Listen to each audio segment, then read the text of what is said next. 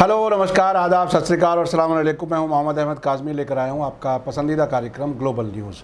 आज की बड़ी खबर यूनाइटेड अरब एमिरेट से है, जहां इजराइल के foreign minister Yair Lapid Abu Dhabi में इजराइल की एम्बेसी और दुबई में कॉन्सुलेट ऑफिस का इनाग्रेशन करने के लिए पहुंचे हैं। इजराइल के बनने के बाद हिस्ट्री में ये पहला मौका है जब इजराइल के किसी मिनिस्टर ने सरकारी तौर पर यूनाइटेड अरब एमिरेट्स का दौरा किया है। इजरायली फॉरेन मिनिस्टर के जहाज़ को अपने हवाई इलाके से गुजरने के लिए कल ही सऊदी अरब ने इजाज़त दी थी। साथ ही खबर है कि सऊदी अरब के क्राउन प्रिंस मोहम्मद बिन सलमान ने इजराइल के प्रेसिडेंट और प्राइम मिनिस्टर को नई सरकार बनने पर मुबारकबाद दी है और साथ ही कहा है कि इलाके को ईरान के ख़तरे से बचाने के लिए काम मुसलसल जारी रखें।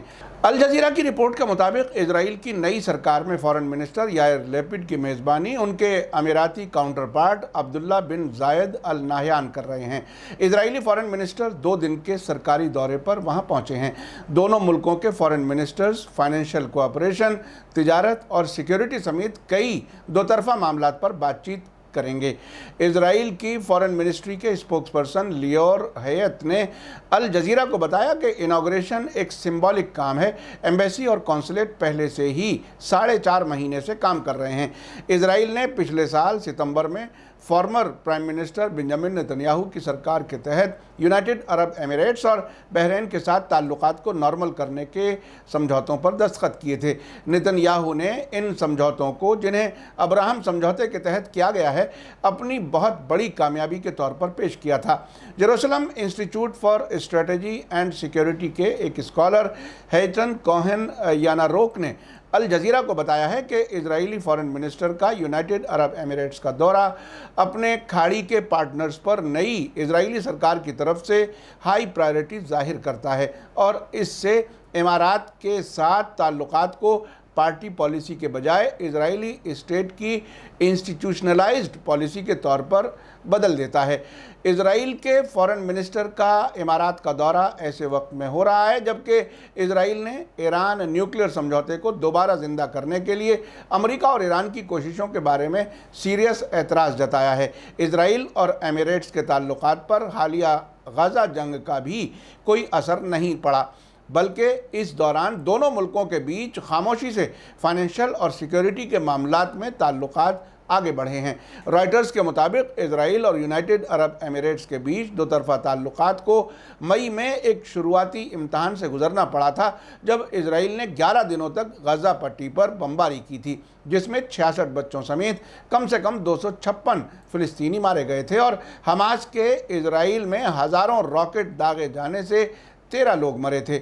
उस दौरान यूएई ने ईस्ट जेरूसलम में शेख जर्रा मोहल्ले से फ़िलिस्तीनियों के जबरन बेदखल किए जाने और मस्जिद अल अक्सा पर हमले के लिए इजराइल की नुक्ताचीनी की थी, जबकि वो इजराइल की तरफ से गाज़ा पर किए जाने वाले हमलों के बारे में खामोश रहा था। इजरायली फॉरेन मिनिस्ट्री के स्पोक्सपर्सन लियोर हयत ने कहा कि इजराइल के नज़रिए के मुताबिक इस जंग ने ताल्लुकात को नॉर्मल किए जाने के दौरान सब्र और पेशेंस को साबित कर दिया है। इसका इजराइल और अब्राहम समझौते वाले मुल्कों के बीच ताल्लुकात पर कोई असर नहीं पड़ा है। इस रिपोर्ट में जो बहुत ही दिलचस्प बात बताई गई है वो ये है कि गाज़ा में इजराइल की कार्रवाइयों पर सभी अरब मुल्कों में होने वाले प्रोटेस्ट में इजराइल के ख़िलाफ़ गुस्सा जाहिर किया गया है। ये इस बात की तरफ साफ इशारा है कि आम लोगों की राय से अमीराती सरकार की पॉलिसी कितनी दूर है। मैं आपको पहले कई बार बता चुका हूं कि अरब मुल्कों के बादशाहों की पॉलिसी और अवाम के जज्बात अलग हैं। इसीलिए अमेरिका, इजराइल और दूसरे वेस्टर्न मुल्क अरब मुल्कों में डेमोक्रेसी को पसंद नहीं करते।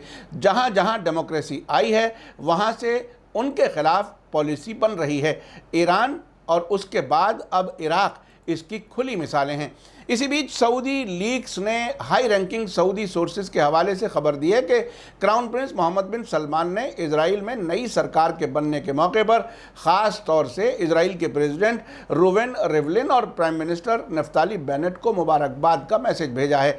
अपने मैसेज में बिन सलमान ने former prime minister Benjamin Netanyahu की हुकूमत के दौरान बनी अंडरस्टैंडिंग पर अपनी पाबंदी को दोहराते हुए नई सरकार बनने पर इजराइल को पुरखलूस मुबारकबाद पेश की है। साथ ही इस मैसेज में बिन सलमान ने ख्वाहिश जाहिर की है कि बेनेट सरकार ईरानी फाइल पर मजबूती से कार्रवाई करे और इलाके में ईरानी ख़तरों का सामना करने के लिए सख्त मेहनत और लगन से काम करे। सऊदी लीक्स ने सोर्सेज के हवाले से बताया है कि सऊदी सरकार ने इजराइल के फॉरेन मिनिस्टर यायर लैपिड के जहाज़ को पहले सरकारी दौरे पर यूनाइटेड अरब एमिरेट्स जाने के लिए सऊदी हवाई इलाके से गुजरने की इजाज़त दी है, क्योंकि दोनों मुल्क ताल्लुकात को नॉर्मल करने पर रजामंद हो चुके हैं।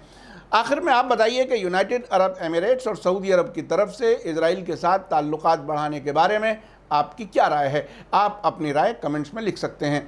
आखिर में आपको याद दिला दूं कि अगर आपने अभी तक media star world YouTube channel subscribe नहीं किया है तो सब्सक्राइब कर लें और घंटी दबाना ना भूलें। और अगर आप हमें फेसबुक पर देख रहे हैं तो हमारे पेज को लाइक करें ताकि आपको हमारी हर नई वीडियो की खबर सही वक्त पर मिल सके।